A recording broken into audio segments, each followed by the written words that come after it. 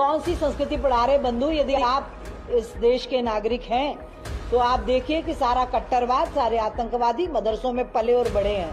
जम्मू कश्मीर को आतंकवादियों की फैक्ट्री बना के रख दिया। अंग्रेजों की गुलामी से छुटकारा पाकर भारत को जो आज़ादी मिली है और जो संविधान बना है, उसमें इन मदरसों से पढ़े हुए उलमाए किराम के खून, जान, सर शामिल है।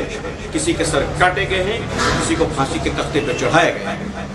रही बात मदरसों में आतंकवाद, तो मेरी बहन मंत्री महोदया, मैं आपको बताना चाहूँगा कि मदरसों में आतंकवाद तैयार नहीं होते, मदरसों से भारत के राष्ट्रपति तैयार होते हैं। आपको इतिहास मालूम नहीं, इसके लिए मुझे अफसोस मालूम होना चाहिए था आपको। इस देश के सबसे पहले आज़ाद भारत के प्रथम राष्ट्रपति डॉक्टर राजेंद्र प्रसाद जी, जरा इतिहास देख लीजिएगा, वो बिहार के छपरा जिले के मदरसे के विद्यार्थी थे।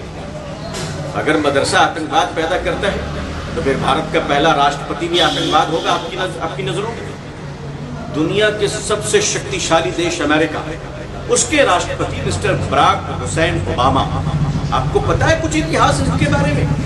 इनकी माँ उनको इंडोनेशिया लेकर गई थी और ओबामा भी 4 साल तक जकार्ता के मदरसे में पढ़े।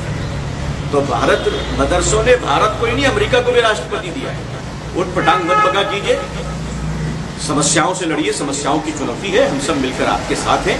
देश विकास करे, बेरोजगारी बहुत बढ़ गई है, पढ़ लिख कर जो नौजवान स्कूल, कॉलेज और यूनिवर्सिटियों से आ रहे हैं वो बेरोजगार हो रहे हैं, उनके बारे में सोचिए। या तो वो आपके या हमारे, और हम सब एक दूसरे के लिए, हम सब एक दूसरे के लिए। देश हमारा है, हमें इस देश को कैसे आगे बढ़ाना है।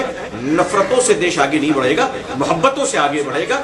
ये सब ऊट पटांग बकना बंद कर दीजिए, ये बहुत हो चुके हैं पिछली बार। और मैं भारत के मदरसों को सलाम करता हूँ कि भारत के मदरसों ने भारत को आज़ादी दिलवाई है।